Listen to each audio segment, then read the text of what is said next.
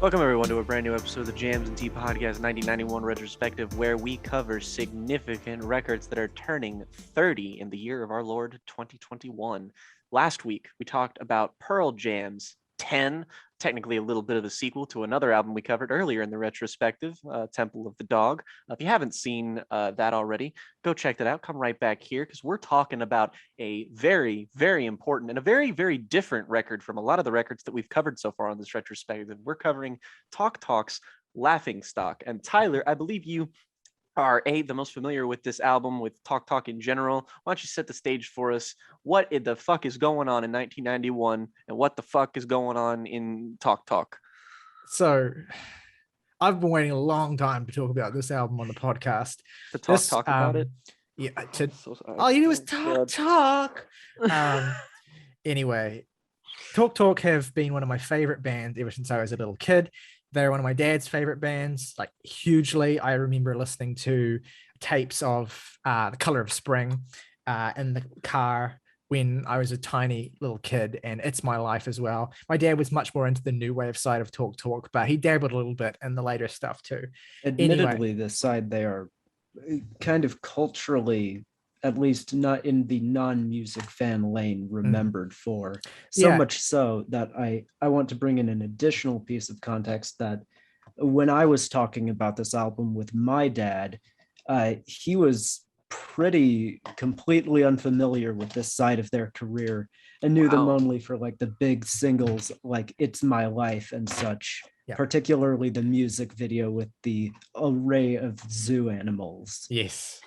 Which is an interesting note, right? Because there's this thread of nature throughout Mark Hollis's music, and that comes sort of, I think it's not as much of a focus on this record, but it's certainly a part of the fabric of his perspective on the world and the way that he writes. But anyway, yeah, you're right. Talk Talk are mostly known for their new wave stuff, and they're a band with a very unique trajectory in the sense, and a very like kind of awesome trajectory in the sense of like being cool to talk about as well as being awesome to behold, because they're this band who became incredibly successful off of the back of some very potent pop music that incidentally all still holds up. Like none of their pop music at all is remotely weak, and for what it is, it's particularly stuff on Color of Spring, which on a lot of days in the past has been my favorite Talk Talk record. A lot of that music has a real earthy substance to it that a lot of the pop music in that era didn't have, which isn't to diss any of that pop music, but Talk Talk always brought this fresher approach.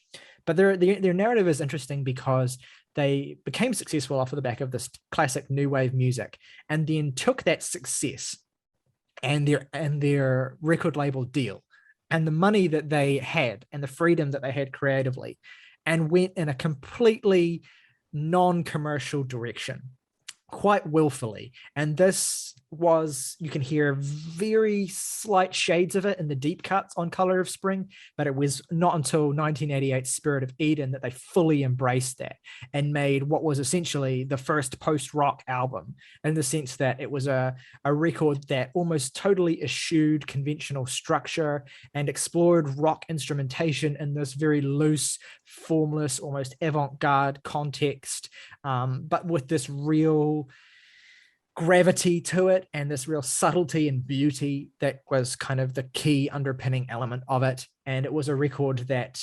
absolutely bombed commercially and left the band in a very fraught relationship with their label EMI, who were treating them very poorly at this particular point in their career following Spirit of Eden.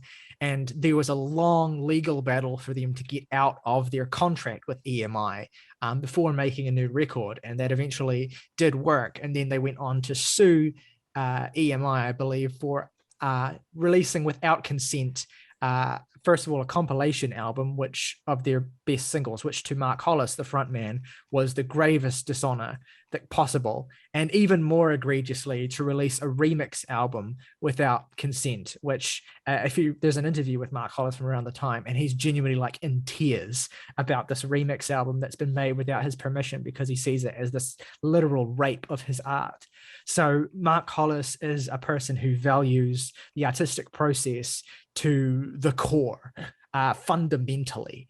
And so maintaining that was a core part of being able to make music. Or the decision of whether to make music or not. He's a person who has said in the past many times that he does not believe in making records for the sake of it. You make an album when you feel like your music deserves to exist, basically, and only under those circumstances.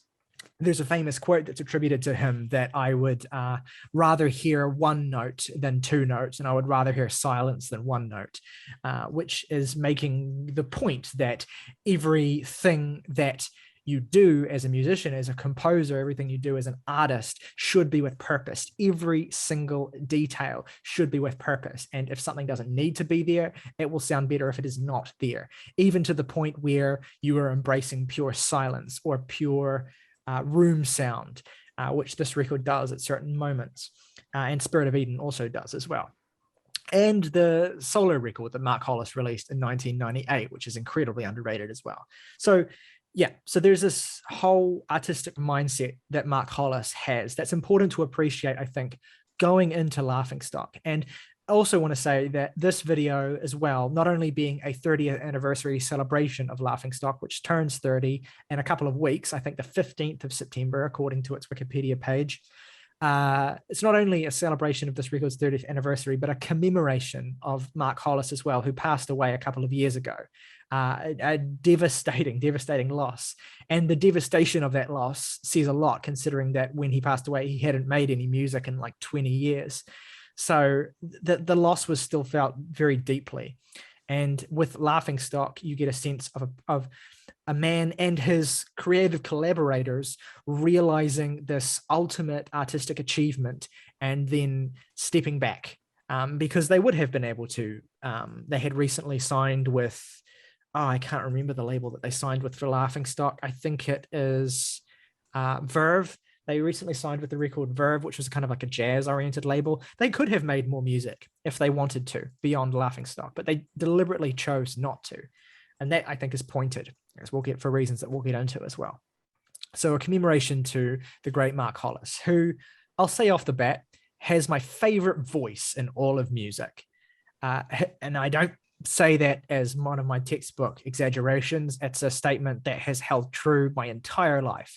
I've never been as uniquely captivated by the voice of another human being as I have by Mark Hollis, who sings with this very unique tone that is incredibly very dynamic. Bluesy. Bluesy, absolutely. He has the power to let roar with these incredible tones that absolutely grip you. And then he has the power, which is utilized much more on this record, where he is in this much more reserved tone. There are points on this record where he is essentially just whispering, and you're hanging on every sound that he makes because of this incredible command he has in terms of presence within his mixes when he wants to have it. That also is, it's no surprise, one of the great appeals of Spirit of Eden also. And so he has this incredible dynamic ability to be both this powerful pop performer and this intimate, confessional, spiritual person. And that spirituality really comes to the fore on these later Talk Talk records and is explored with some powerful depth on Laughingstock. So who are Talk Talk aside from Mark Hollis? Well, Talk Talk are, well, in Laughingstock in particular, was primarily produced by three men. Beside Hollis himself, obviously, but also the drummer Lee Harris, whose role in this record is incredibly important, and the producer and multi-instrumentalist Tim Freeze-Green. This record could not be made without any of these three men. If any of them were missing, this record could not exist. But it is far from just the product of three men's minds. There are a total of 18 musical performers present on this album at least some point. And this album's creation and its recording process and the way that it came to exist is incredibly unique, and actually reminds me of all things of Miles Davis fusion era records and his collaborative process with Teo Macero, where they would take hours of instrumentation of musicians playing, and they would selectively cut using like actual tape and cut specific parts out and then paste them into the mix and actually construct music entirely artificially from recordings. Take a horn line, from a trumpet line from one piece and literally paste it into a completely different song and create music in this way. And Mark, Tim Freeze-Green, and the other collaborators in terms of the mixing and production of this record, whose names escape me at present, engineer Phil Brown, I think is a particularly important person to shout out. They're all working under Hollis's guidance to create this essential patchwork of music that is something that probably sounds absolutely nothing like anything that was initially recorded when the record was made. And it's also important to note this record was made over the course of a year. It took a year to record this album. And that is not just this in the sense that it took a year to realize the vision or whatever, but that whole process, as Hollis would tell you, was integral to the process of creating this art in his view, because not only was this music that had to be refined over a long period of time, but it had to be music that was performed where each player performed over and over and over again until Hollis felt they had expressed their character and refined their contribution to the purest, most truthful essence. Only then is the record complete, in his words. It is Hollis's creative approach as this kind of leader has been compared to Kubrick's approach when directing Eyes Wide Shut or The Shining, of this incredible level of finessed perfectionism, and in tandem with Miles Davis and Teo Macero's approach to that sort of music. And other artists as well, like Hollis frequently cites like John Coltrane and the music of Can as huge influences as well. And those are also artists where, especially in some of the later Coltrane records and throughout all of Can's career, the music arrives from these very organic jam sessions that can go on for hours and days and are then like very selectively edited and cut down. And the thing to appreciate about Laughingstock before you listen to it, or even as you're listening to it, is that every single tiny sound on this album, the tiniest little bit of reverb, the tiniest little obtrusive noise that pokes through, is placed there intentionally. And that is in accordance with Hollis's ethos. Every single little detail is there purposefully. And that's not to say that you can interpret every single detail in its own unique way, but just that you are uniquely aware when you're listening that both the most kind of tuneful, beautiful chords and the most subtle, strange, little discordant moments are equally an important part of a tapestry of sound that is put together to give a particular impression. And Hollis is very against over intellectualizing his music. So I don't intend to do that. And I don't think you necessarily need to over intellectualize it to discuss what's happening and what it might mean. But there is a certain extent to which it all comes down to feel. And I think Hollis has stated this as well, as it's about how the music feels. It's about how it makes you feel, the emotions that you derive from it. And that's not to say the lyricism isn't important, it is, but it is deliberately incredibly cryptic, such that you get a vague sense of the spirituality and of the relationship and of the vague story that is being told, but you could also interpret it in any number of different ways. Fundamentally, though, Laughingstock, I think, is an album about redemption and God, and an album about redemption and some kind of cleansing beyond death.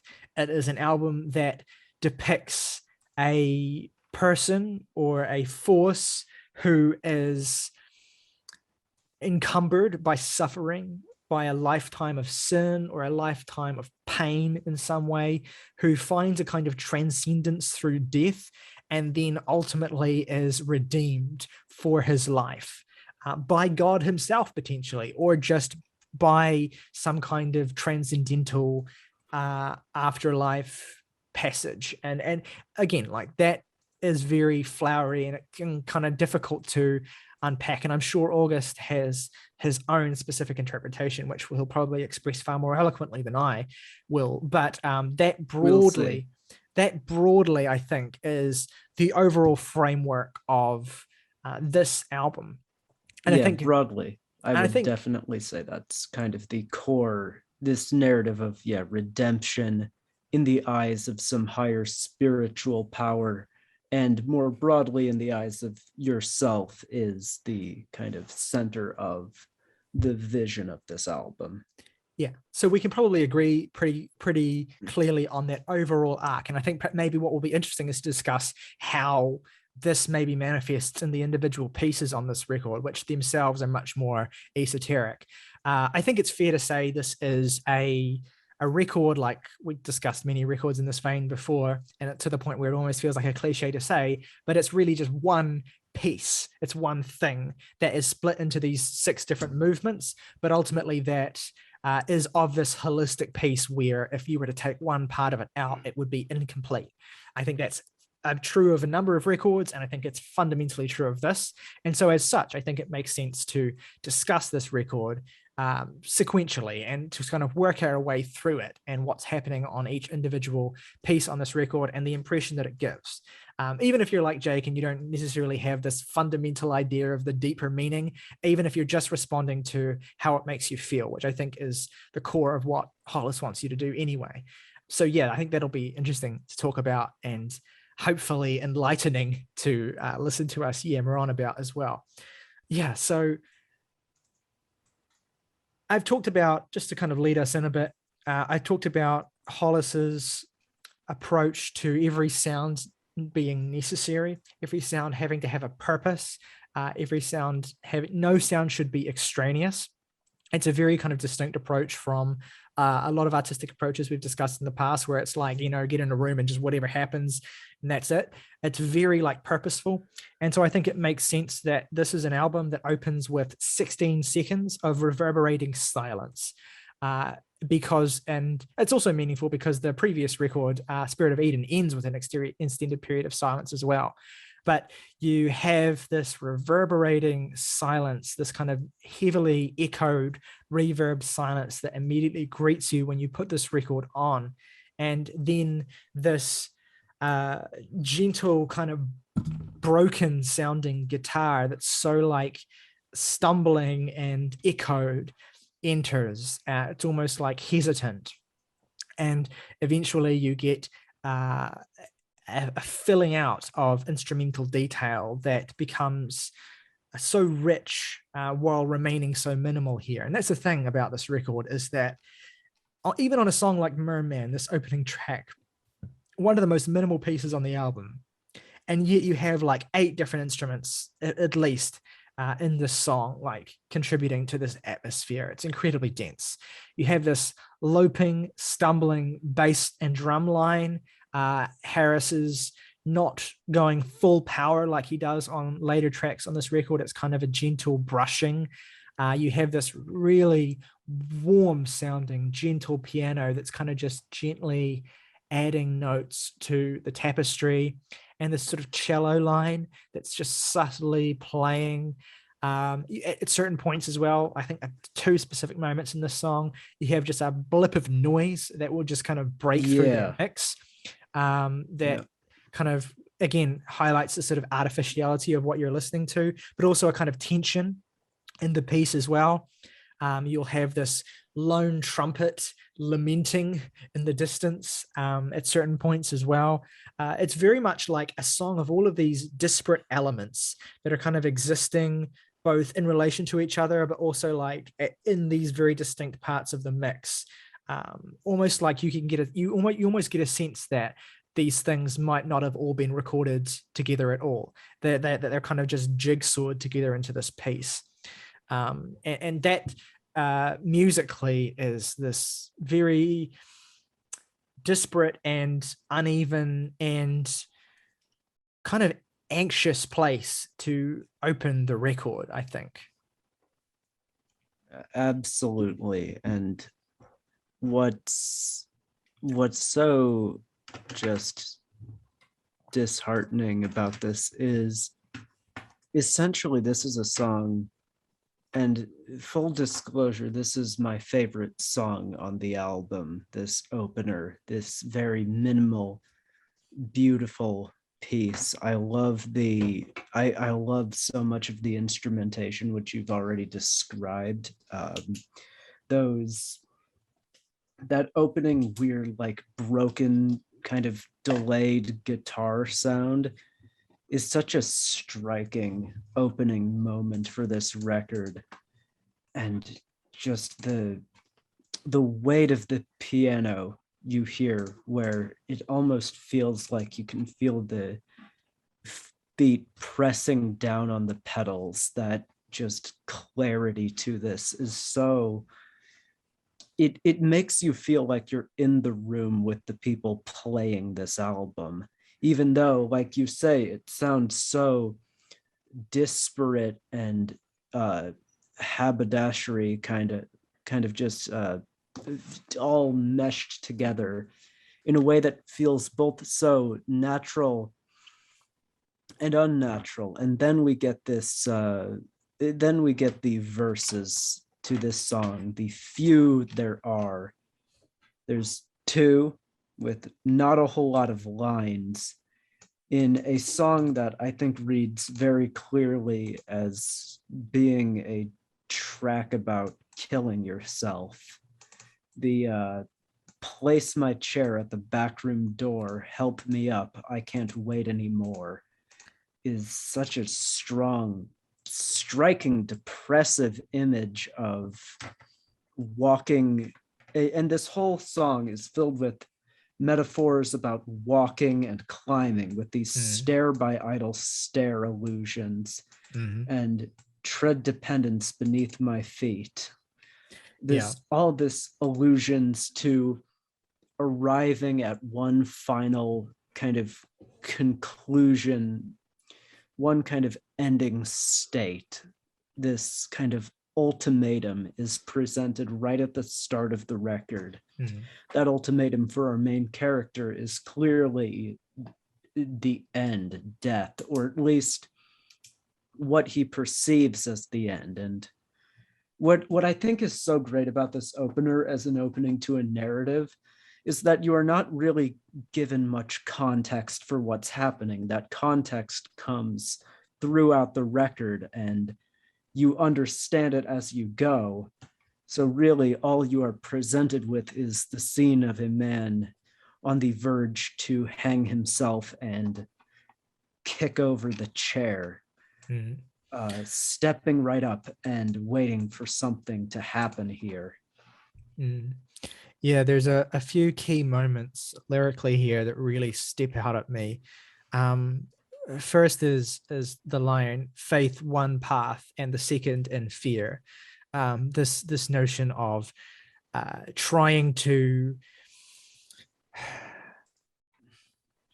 assuage your fear with a plea to God, with a desire for God's embrace and a desire for some kind of heavenly redemption. But also the other part that really, the other kind of like line, for lack of a better word, that really gets me is just the help me up when he describes entering this scene, like this sense of a kind of patheticness, which I think is also reflected in this part of the song where this character kind of dwells on whether they're perceived as a half-wit by God. And so you get a sense of this really kind of like empty, crushed and soul with very little regard for themselves, who doesn't even have the strength to follow through with the ending of their life that they have committed to. And yet, so yeah, there's like that sense of real kind of just genuine pain and sadness in this, which is so instrumental to the narrative of this record, right? For the rest of this record to hit the way that it does, this song needs to feel painful. It needs to feel really just upsetting. It needs to be all of the things that it is. It needs to have this discordance in it musically, because that is the foundation that it's set. And you get a beautiful full circle, almost like mirror of it in the closing track Runeii, which is the other big minimalist piece on this record, but is comparatively like this peaceful thing. And we'll get to it eventually. But yeah, I think it's so meaningful that this record starts in the way that it does. And with this really enigmatic lyricism, it it kind of gives you a bit of a roadmap to understanding what this record is going to do, how it's going to present itself to you, and how you can find your way into it. And no better, I think, is this pain you've mentioned in this song exemplified than the cello part that leads you out of it, which it's so gorgeous. It's soul-crushingly gorgeous. This is where I think Mark Hollis's ethos is best shown. This idea of the notes you don't play being more important than the ones you do. Just not having any vocals for about half of this song and letting the instrumentation or lack thereof just speak to what's happening. And oh my gosh, it is gorgeous. Yeah. Jake, what do you think? I mean, obviously I agree with pretty much everything you're saying, and especially in stark contrast to like talking about how discordant and how like almost removed from each other all of the separate pieces of instrumentation are. It stands in stark contrast to the next track, which exemplifies like a very obvious both narrative and musical progression into like a journey. Like you feel like something has been focused or something is like moving forward from that. And I always like the distant trumpets are honestly my favorite part of this song. It always makes me think of that part in Francis Ford Coppola's The Conversation, where he's playing the saxophone in the middle of the room and it's like completely empty. And you're just like, oh man, this is a fucking vibe, which this song has the exact same mood and atmosphere as that film, which is just like utter loneliness. Just like that's another thing that the instruments being so of their own kind of step exemplifies. It feels like it just kind of exemplifies a sort of empty space, the sort of, you know, the notes you don't play thing of sort of like, there's never a moment in this song other than the beginning where something isn't happening, but it always feels like you're existing in like a state between points. You're in like a strange limbo waiting for something to happen. And then you go right into Ascension Day, which is the journey. Tap my freedom.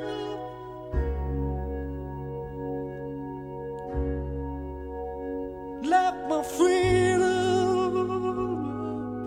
August, what do you think of Ascension Day and what it represents musically and lyrically at this point on the record? Well, what I think is so fascinating about Ascension Day is that it is essentially a mix of like it is essentially a prequel to the last song we heard chronologically. We are starting to understand the man we met in the first song. We get a sense of his discordant, chaotic life through the drum part at the beginning, this frantic, kind of exciting but discomforting feeling to kick off this song. And the first lines you hear out of Hollis's mouth for this song are, "Bet I'll be damned, built the debt, I turned up twos today." This, of course, being a reference to a gambling debt with the kind of classic, with like, there's this very classic scam that a lot of magicians do, where you have place two coins on a board and you're supposed to guess what sides will come up. But of course, the magicians have final control over what will come up and can just swindle you out of your money. So we get this sense of this, really pathetic, kind of easily conned character. Perhaps even the title character of the album, a laughing stock, if you will. Glad you did that so I didn't have to.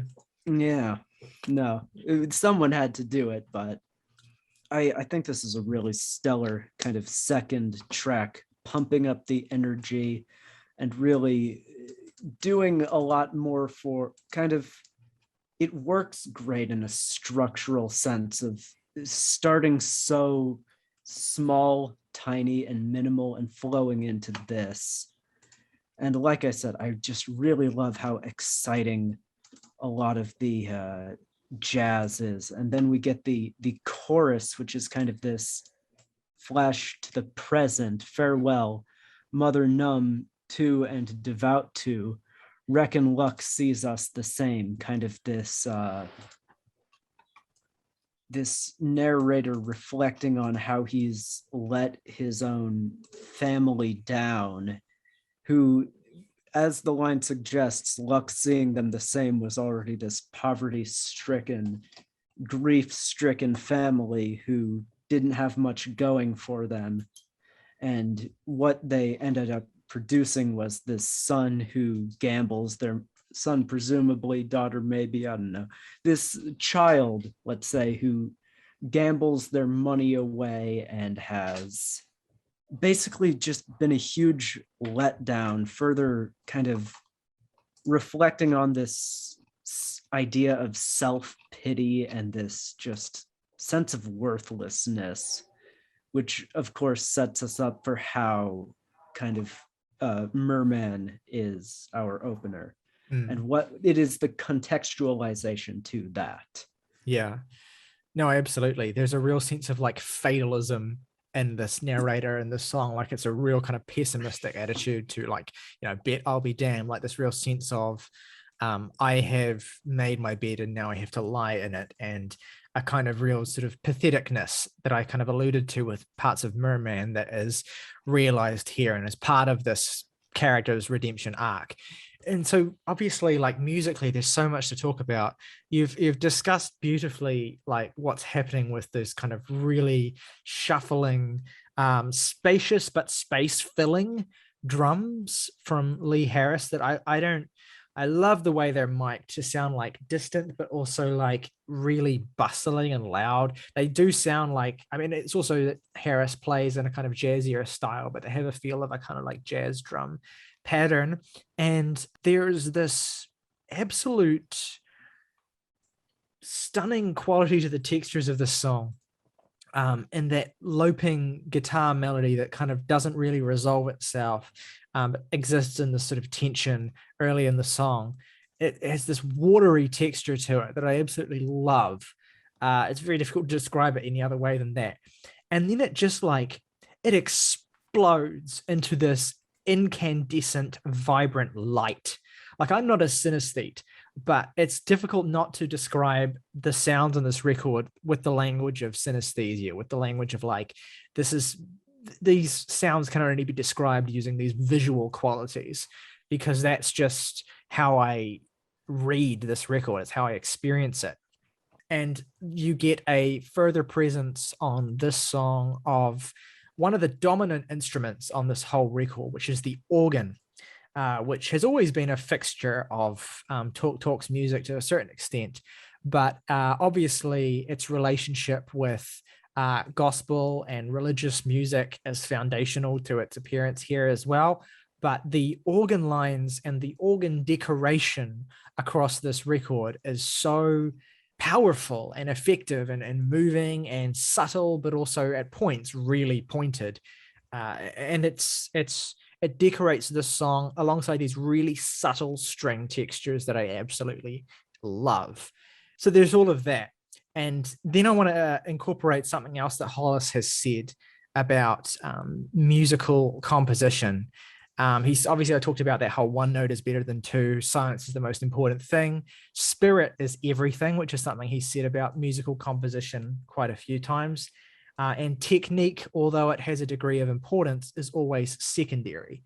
And this notion of only playing one note if you only need one note is something that is recognized and responsible for a lot of the most effective and powerful moments on this record, and really comes to the fore in the climax of Ascension Day. There is this specific quote that he said where you only need one note, you just have to hit it hard. And there's moments on this record where that happens a lot. And in the climax of Ascension Day, as all of this builds, as Lee Harris is just going absolutely monstrous mode on those drums in the background, you have that radiant guitar coming back. Like it comes through at certain points in the song and then recedes for another verse. But then the end, it kind of just comes straight to the fore, and it's like staring into the sun. And they're just hammering one note over and over and over and over again. You can hear the distortion on it. You can hear the edge to it. You can hear that it's not being played like consistently every time that note is hit. Like sometimes it'll be kind of like twanged a bit. Sometimes it'll be perfect. And this note will just be hammered over and over and over and over again. And to the point where it's utterly kind of overwhelming. And it's a kind of example of what I would describe as sort of transcendental composition, at the risk of sounding ridiculous, because through this repetition, there's almost this kind of like hypnotic quality. Like I can only describe a number of experiences where I've listened to this in the past.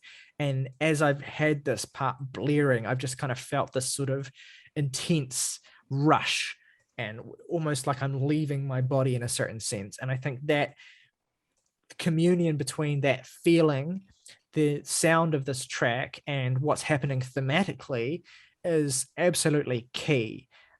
You have this building, intensifying single note being hit again and again and again, like sun blinding you.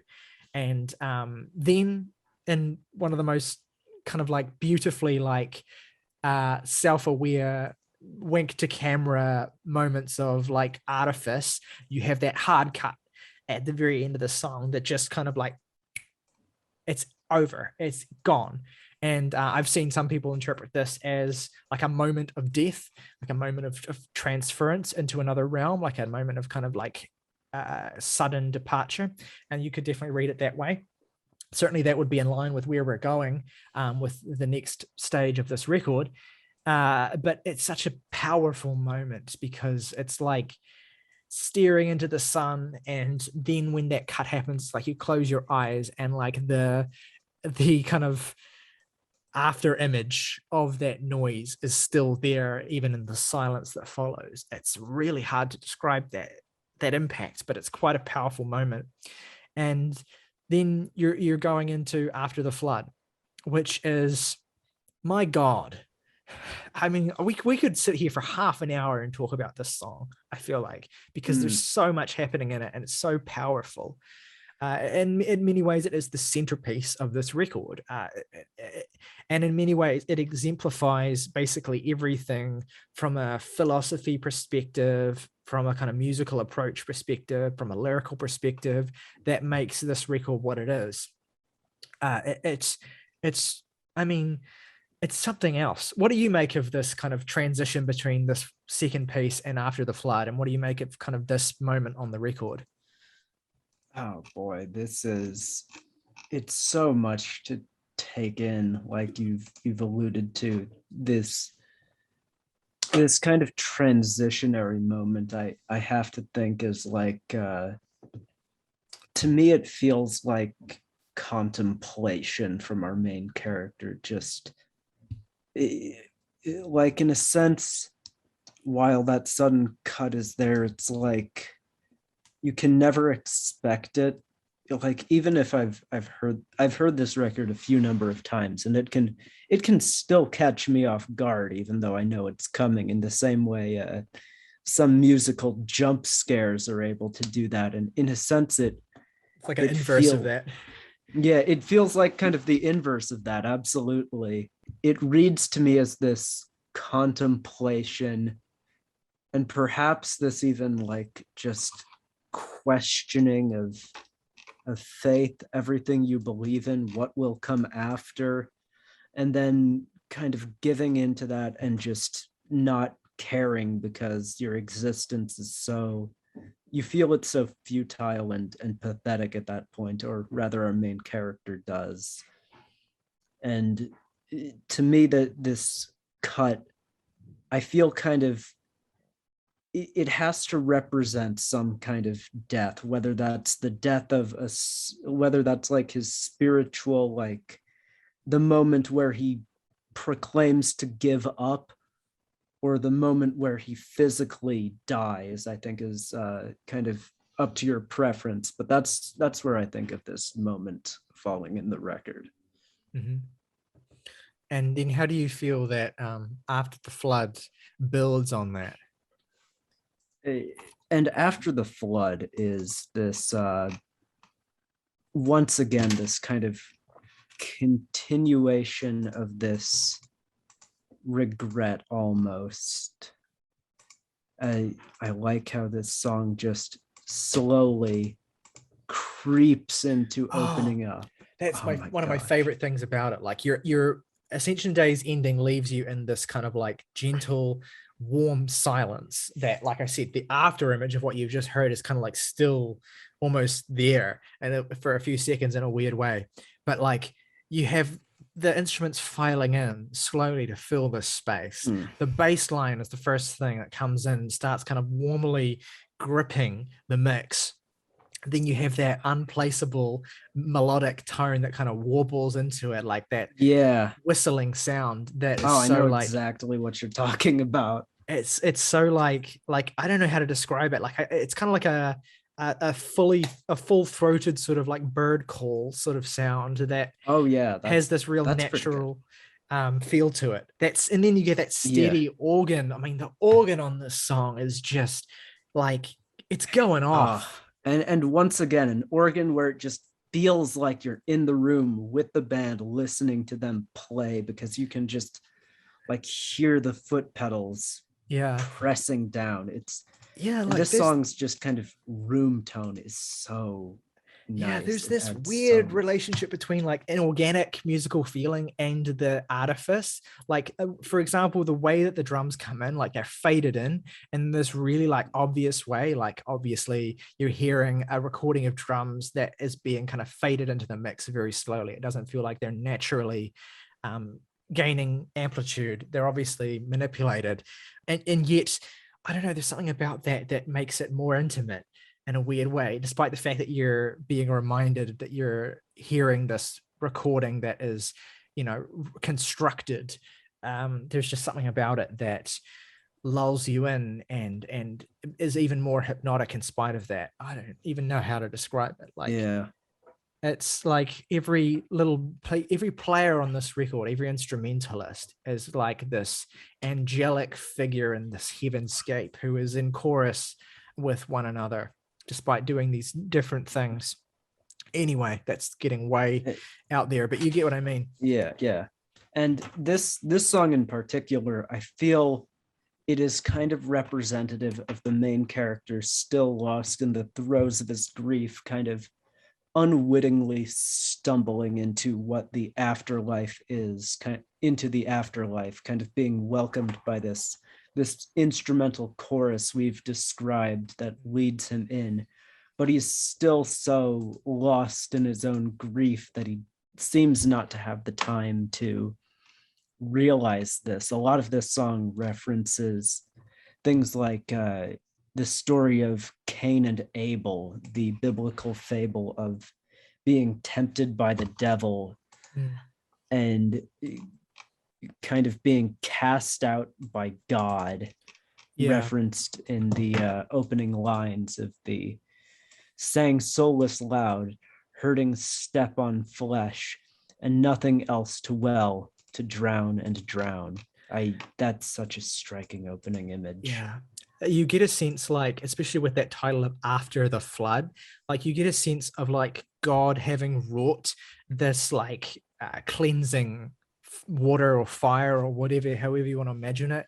You get the sense of this devastation having been wrought, or I guess to bring it back to the narrative that we're speaking of, this person becoming more cognizant of God's power, of his raw, his sheer might, and kind of retreating or existing in a sort of terrified state in the wake of it. unable to kind of comprehend the true vastness of God, I guess, in this new place in which he has found himself, or in the wake of this vision of God that has greeted him with this transcendental experience that has kind of been suggested through these first two songs. I think to call it like merely heavenly or beautiful is to really like undersell and oversimplify how complicated and really dark and strangely upsetting it is. Yeah, I know. It's kind of like our protagonist is now being offered this new chance to live and is just yet to accept it and really understand that he has the power to make a change for himself. That's what a lot of this song is about, just for me at least, this kind of refusal to fully embrace what you are being given, while also still kind of contemplating that to respect to be born line, respecting and appreciating life, especially in the place of those who have already passed on, lest we forget who lay. I love the way you with that line he's delivered, like, lest we forget, in this really passionate voice. Oh, yeah. And then it's like, who lay, in this really, like, the line kind of trails off into the melody, and this really kind of like to be born. Yeah, it's like, it's so it's nice. this kind of like he's overcome by emotion, and then he just ends on a whimper at the last couple of words.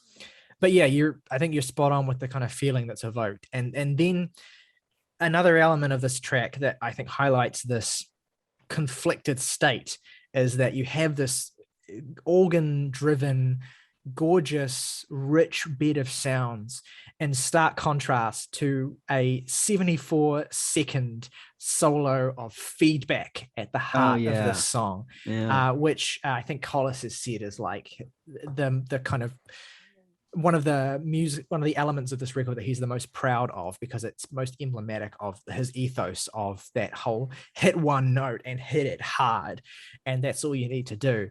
But the place of this ugly feedback solo in the context of the music that surrounds it lends it a terrific, tremendous power.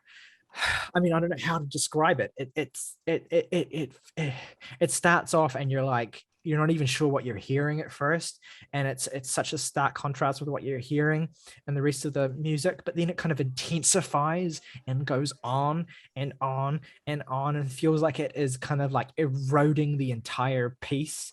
And it's such a strange and almost indescribable piece of musical arrangement.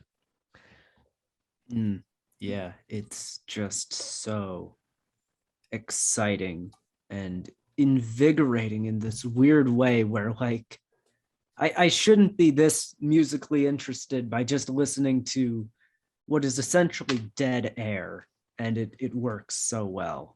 Yeah, it kind of like, I guess in the context of the song, it kind of like represents, I suppose, the sound and fury and the horror and the kind of emotional darkness of the place that this person is in. And it's this incredibly powerful emotional state that words can't really convey. And I think that notion of like words failing to convey the true scale of whatever is kind of part of the reason why the lyrical approach in this album is so fragmented, because it's just a reflection of the inherent limitation of words. And then the feedback solo that comes in is like an attempt to move beyond that limitation and communicate through a single sound the entire feeling of a song. That's what gets it for me.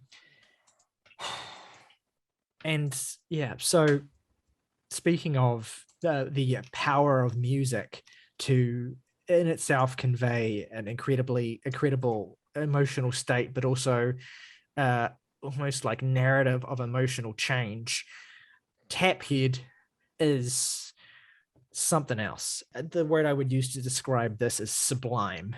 It is I don't have like favorites. I think I feel like I don't know what I would pick. But like Taphead to me is one of the most unique compositions that Hollis ever created, and one of the most hypnotic and affecting for me. I love the loping guitar line that opens this track that and kind of stumbles over itself. It's gorgeous. I love how intimate it is. And then I love how when Mark's vocal comes in, it sounds like the word I wrote down was naked. It's like he's mic'd so close that you can hear like the slightest touches of like his tongue on the roof of his mouth as he sings, and like his lips touching as he pronounces words. Like it's this, it's literally feels like he's right in your ear, and you have this gentle guitar alongside of it. It's almost like startling when he starts speaking because of that. I don't have like an interpretation of why it sounds that way. I don't care to. I just to find that really startling. And I think also this is a significant moment of shift for the record, and development, and for reasons that we can get into. In fact, maybe you can do some of that, because when I try to describe this song, I just get so wrapped up in the music itself, I barely even get to dig into the lyrics. But the lyrics are quite pointed here, and some of the most direct and powerful on the record. But to describe the sheer tapestry of sound here, the strings are unsettling. I think the best part of this whole track is the trumpet part on this song is mind-melting, the way that it develops and lingers and builds and soars and retreats. It sounds like the clarion call of a god, or like this siren alerting of an oncoming storm. It's just this really powerful, very important. Yeah, it's this very powerful sound that this trumpet conjures up. And that's the thing as well, much like Myrrhman, this is a tapestry of sounds coalescing, but also each sound is lonely in its own way. You have this, again, gently rattling tambourine that is submerged beneath a contrabass that's playing these really kind of like fulsome notes. And you have that kind of constant presence of that basic little looping guitar line that sounds so unsettling in the midsection of the song, when it's just kind of like playing these tiny little plucked notes, and it's like leaving you suspended in this kind of claustrophobic space. But you also have this heavily effects laden distorted guitar, which is a very similar distorted guitar texture as you'll hear all over Spirit of Eden as well, that peeks through into certain moments of this track and kind of rattles and vibrates like a fucking whale song. It's just this amazing thing. And then you have those trumpets converging together. It's like, I don't know whether it's multiple trumpets or whether it's the same trumpet, two different lines of the same trumpet spliced to play over top of each other, and then converging as Harris's steady bass drum patterns. You have just the sound of the kick drums on this. It's just like they're fucking honey, and these just gentle hi-hat brushes that he'll occasionally do that just sends shivers up my spine. Mark Hollis, his voice going from this, again, really intimate thing that you're hearing at the start of this track to that he's just reduced to a whisper that's barely audible as the song goes on, and he becomes submerged in the subtle sea of sound. And then, as ever, that radiant organ is hanging over all of it. There's this incredible moment, I can't even describe it, where it's like just this sound happens, and it's like this kind of warbling, submerged little sound of like electronic keys or whatever that just kind of happens for a moment, and I don't even know, it's just sends shivers up my spine. And then there's a trill of everything together for a brief moment before falling away to leave just the organ and that initial guitar line, which finds a resolution. Like the melody is not the same at the end of the song. It's kind of, it's still kind of like collapsing in on itself, like it's not resolving clearly, but it has this kind of slightly more optimistic bent to it at the end of the song that is like this amazing emotional resolution of all of this tension. And it leaves the track in this really like strange moment of like radiant hope with that little organ line that ends it. And that's the whole song musically. But I mean, yeah, you can And then build on that, I'm sure. lyrically, gosh, this is also such an interesting song because we are essentially building off of After the Flood in terms of the thematic content. And I think at least the purpose I assign to that kind of whispering and just being right up in your ear is, I believe this song is from the voice of the higher power or the God, or if you want to take more of a atheistic, less spiritual approach to it, perhaps just the self-assurance in the character's mind, the logos in the character's head finally just, but I think of course it's most pointed as a higher being, kind of assuring him this idea that, and a line that jumps out to me is like, do you die in sin, born again? This idea of even if you spend your life kind of doing bad, terrible things, there are ways you can rise above that. You can rise beyond the tide. The tide, of course, this flood that's been referenced in the song's titles and thematically is kind of like Noah's flood, this cleansing of the earth, this cleansing of the spirit that some are unable to get up from, feel the weight of their grief, the weight of their misery holding them down and pulling them under to the darkest depths of despair. But the importance of this track is telling our main character, the laughing stock, that they do not have to live, they do not have to spend their eternity wallowing in grief, because they have the power to rise above their earthly sin, their earthly folly, and arrive at spring once again, coming out of the winter of their dread, back into the Garden of Eden, back into eternal life without sin.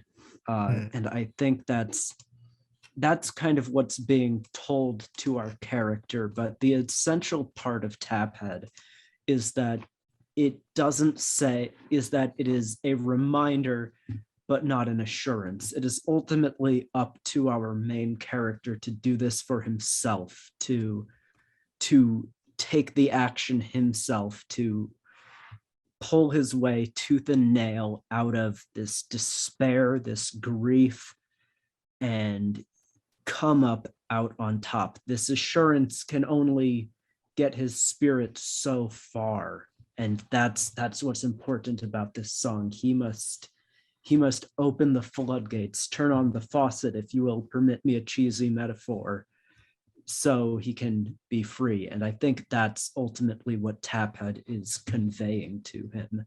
It is this shifting point, but it is also not a God giving him the shifting point. It is the God telling him he has the agency to change. Yeah, and I think that is beautifully said. I think that is a core part of the record as well. It is that rebirth through redemption is a process that you are a part of, and it's this beautifully hopeful record, and it offers hope to the hopeless in a certain sense, right? It is a record that I suspect for Mark Hollis is a record of him trying to redeem himself in a certain sense, in a personal way, and that personal aspect to it that is subtly weaved into the music is a big part of the power of it, because it becomes a universal feeling through the way he expresses it.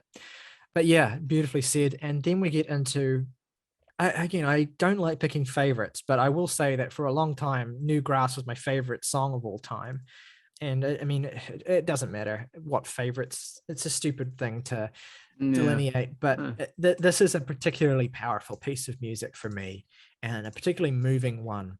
And again, so much of that comes from the arc of the journey that we've been through, as well as the sheer beauty of the song itself. But the arc of the arc of the journey absolutely is integral to the ultimate impact of it and of understanding it.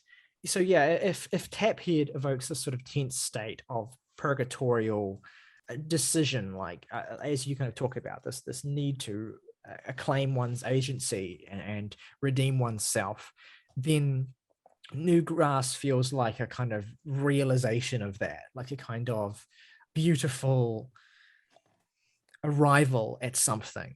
It has this, again, really great static drum pattern from Lee Harris that barely shifts at all throughout the piece. It's just consistently shuffling through the whole thing and gives it a kind of sense of forward motion and its staticness. Like you get a sense of moving forward, of like ascending, flying even, evoked just through that kind of motion of that drum pattern.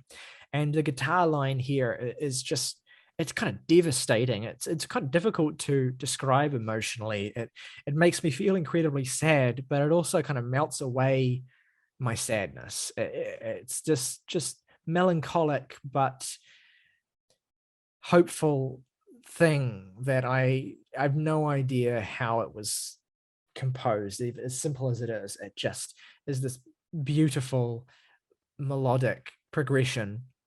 It's just a couple of notes really, and it's just sheer power. You have these sharper acoustic strings that are decorating in this track as well, that add this real kind of scale to it, and these higher organ chords. I think they're organ chords that appear at certain parts of this track when the kind of main guitar line sort of stops, and you have these kind of like gently, they almost sound a bit like processed harmonica or something, but I'm pretty sure it's organ that kind of comes in, and then they let these kind of brief notes ring out, and then they're complemented by this little piano part that follows it, and which then melts into this bevy of strings and pooling sounds. It's this incredible progression of music when that guitar line stops throughout the track that, I mean, melts my soul. It's this real comfort that is evoked by this music that I absolutely can barely describe it, honestly. It's this really gorgeous track which uses a lot of sounds which I think on their own could sound very obnoxious, almost tinny even, but the combination of them and the emotionality, the tone you're getting out of them elevates it above sounding like cheap or cheesy, and it just evokes this very warm, beautiful sense of kind of realization. And I think that's a lot of what's at the core of this track, this final acceptance and this realization. It's kind of one of the more, I guess, direct songs, if only because you don't need to read too deep into it to get a lot of the idea of this kind of ascension, this being lifted up. But I think what's important is this kind of these last two lines. Hold an open heart, this kind of ability that after this whole record of feeling hopeless and just wallowing in grief, this idea of taking agency and opening your own heart to the world around you and accepting the joy and beauty in things, this assurance you need to have. I think that's such a it's such a powerful kind of denouement to this album's story. The way I interpret this, and this has been obviously, I will say, informed by other interpretations that I've read in the past, but it's almost as if these two verses in this song, the first verse is like as we've come to be familiar with on this record, a sort of reflection of this person on the journey that they've been on and the vice that they have fallen into, and the the things that they've done that they regret, that are, in his words, welled up within me, and a kind of desire for absolution. And then the second verse is kind of like a response from God of acceptance and forgiveness, and like heaven waits for you. And it's this kind of like ultimate resolution of the tension of the album that happens in this song in this beautiful way, because like as you said in the last track, like God himself or the spiritual force implores our narrator to take control of acknowledging, what they have done and the person that they have been, and actually asking for forgiveness and earning that, I guess, in a way. And then this track is I suppose where that happens, where there's this kind of beautiful surrendering of one's own weaknesses and an ultimate embrace of something beyond them.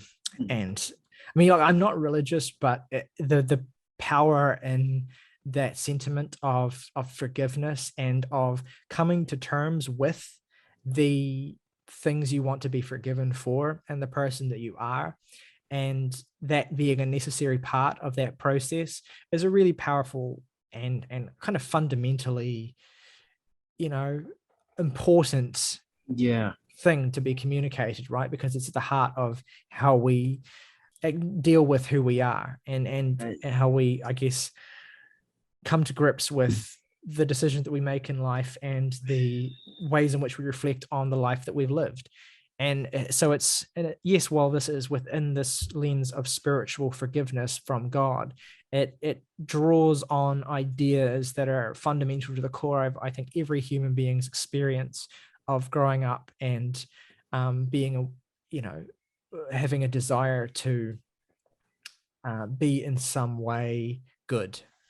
And I think that, and also just the assurance of having someone there to forgive you and tell you it'll be okay, is also a really powerful sentiment. And whether you find that in God, your partner, your parents, whomever, is such a life-affirming, very human feeling, which I think this record speaks to in a very delicate, beautiful way.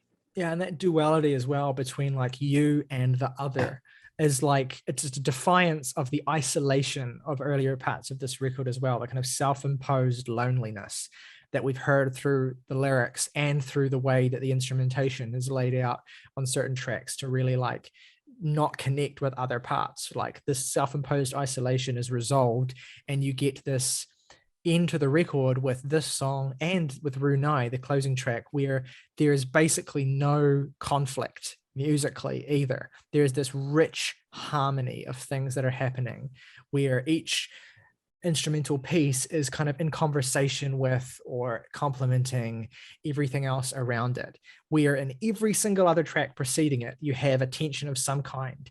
And these last two tracks, I think it's pointed that you don't have that tension in the same way. You don't have that sense of conflict anyway. You could argue that there's some tension in these last two tracks, but there's not conflict in the way there is earlier in the record musically. And that's Absolutely. It. Like, that's why this record is great, is that it is not just this important message that it is communicating quite powerfully, but it is the way in which you get that from both these elliptical, cryptic, cut up sort of lyrics that Hollis is giving you, and from this musical world. Everything is pointed and in conversation with each other. And yeah, And so, yeah, and then you go to that closing piece, Runeii, which, like I said earlier, it's kind of like a mirror of Myrrhman. And it's also funny because both Myrrhman and Runeii are like homophones for early talk pop songs, specifically Myrrhman and Runeii. And so it's kind of like these cryptic titular reflections of earlier. I don't know what the significance of that is, but I think more than anything, what it does is just connect these two songs together, which I think they're meant to be connected together. Because again, Myrrhman being this track defined by that conflict and discordance, and then Runeii being this very elementally simple but beautiful and peaceful conclusion to the record that depicts a kind of holy acceptance and a holy peace in the wake of this communion between this person and their creator.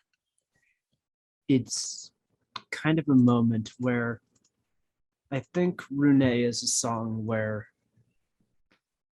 in my interpretation of the record, I think at this point it does not matter if you think the protagonist actually went through with killing himself or not, because either way, the ultimate conclusion is that whether he is continuing his life on Earth or going to just live in the kingdom of God for eternity, the protagonist has found peace and is now just kind of assured in their relationship with God and their acceptance of their past flaws and everything. And I think it's a very beautiful ending for that reason, and in that the fate of the protagonist specifically is not crucially important.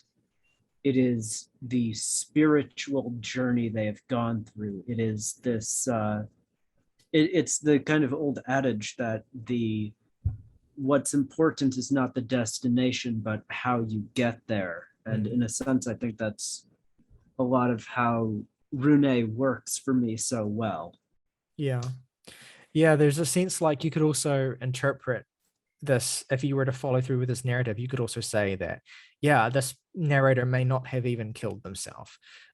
I like the duology of the line, like slow to bleed, fair son, rescinded, which suggests like this person who is bleeding out, but then that is then rescinded, that is taken back, that is stopped. And there's a biblical allusion, I guess, in that as well, like a kind of Christ-like metaphor that you could bring in there in terms of like a resurrection or a saving. But you don't need to go down that road either. It's just like this notion of of realized redemption, as we've talked about, but kind of like this second chance that is happening.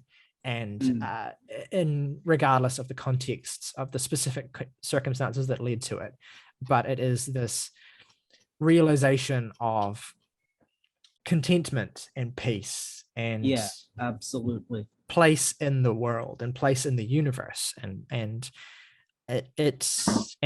of having overcome the whatever it was that was weighing on you or was leading you to this darker place, a sense of it being lifted by virtue of your emotional and psychological journey that you've been on.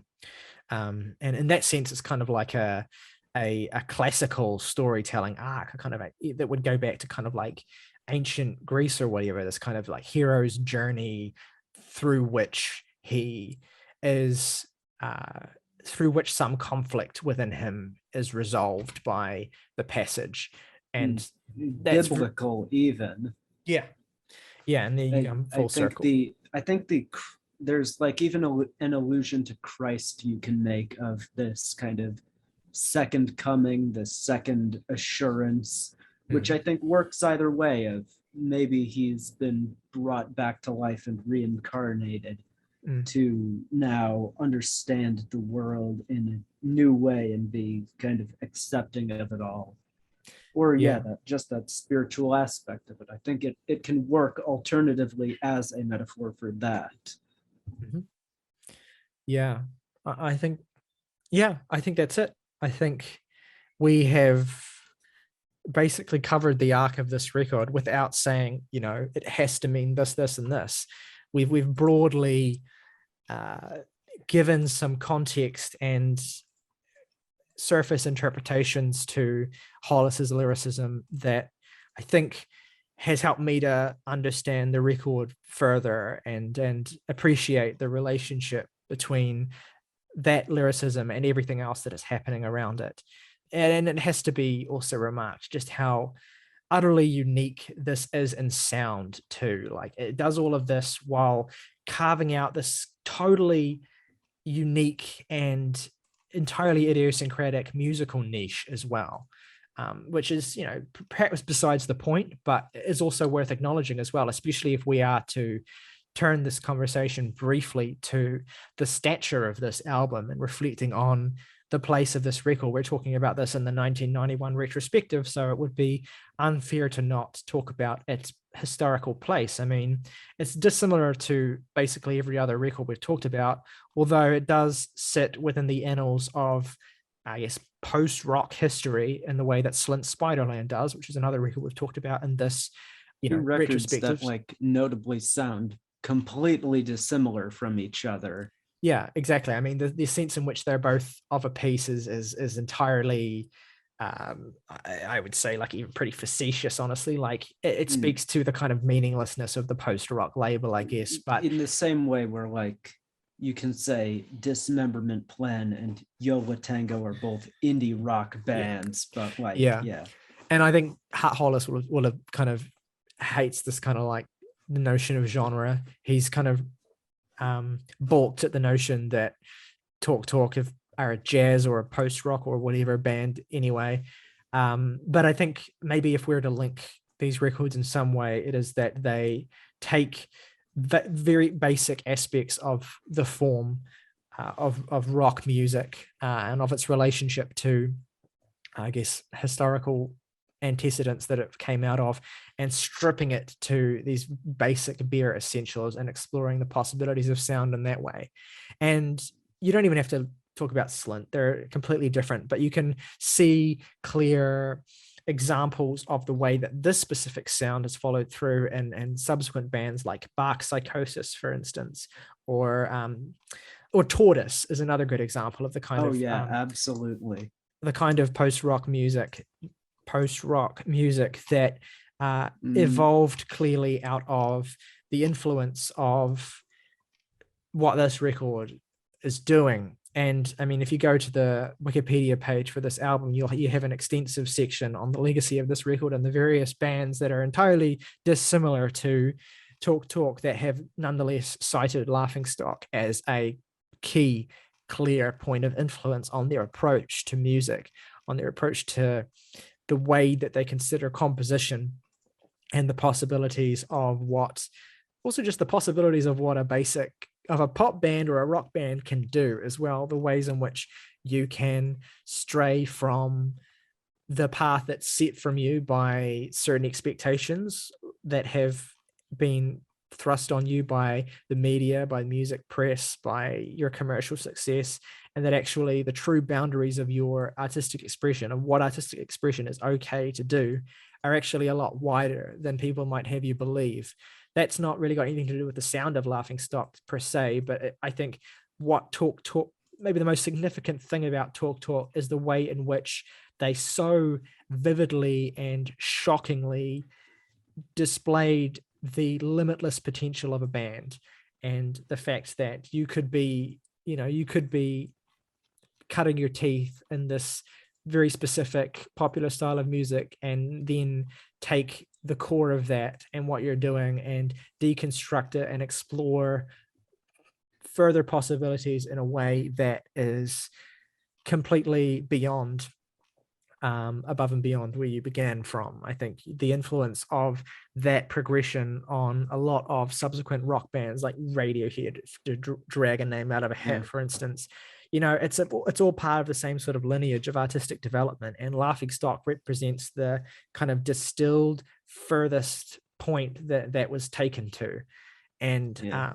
and 1991, a year of musical reinvention, a year of shaking up the mainstream, a year of relentless creativity. It might not immediately be clear where Laughing Stock fits into that, but it is an integral part of it, an integral I- part of this time in music history. And I think it is a record that shows us kind of both as its commentary within its story and as a meta commentary of Talk Talk the band that we are not bound to our fate. We can always change, experiment, and just reset if we so choose. I think it's a beautiful record, and I mean, obviously, yeah, it changed the shape of music to come. perfect. Roll credits. That's it. That's why I couldn't have said it better myself. All right.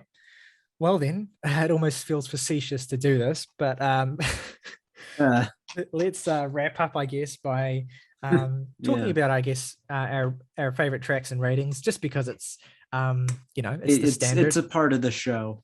I'll go first. All right. My three favorite tracks are, again, with the caveat that I don't necessarily see this record as tracks necessarily, but their pieces are certainly distinct. So I'll say Newgrass, Taphead, and After the Flood. It's kind of like the middle section, a little bit obvious, but it is what it is. No least favorite. I think every moment of this record is integral to it, and I don't think any part of this detracts from its impact, and all parts of it are necessary. So yeah, I give it a 10 out of 10. Nice. I think Jake, who is no longer with us, has it at a 9 on Rate Your Music. So we'll go with that. Yes. And as does Saoirse. And Morgan has it at a 10. Yes. So my personal rating, I guess if I had to pick favorite tracks rather than completely eschewing them, I would say Myrrhman, New Grass, and Taphead. And at least favorite doesn't really exist, because I have to say it's tough to pick a least favorite track, but I would give it a 9 out of 10. Alrighty, there we go. So that gives us a rating of 9.4 on average, which is pretty fucking good. Yeah. All right. Well, let us know at home what Talk means to you, what this record means to you. Do you think it's their best album? How do you think it sits in their catalog? Do you have a different interpretation of this record from what we've given? Whatever your thoughts are, any details or things you want to add, please let us know in the comments below. We love your comments. We read them all. Make sure you remember to like this video and subscribe if you haven't already. Check out our earlier videos this week. We put out one on Tuesday, which is on System of a Down's Toxicity. And we also reviewed the new records from Churches and Between the Buried and Me as well. And so we cover a diverse range of music. Basically, any music is fair game for us. And we'll be back again soon. Next week in the retrospective, we're going to be covering, I believe it is Primal Scream's Screamadelica. So I look forward to talking about that. Stick around for that. And August, why don't you lead us out? As always, folks, rock over London, rock on Chicago, Compass. Let us guide you home.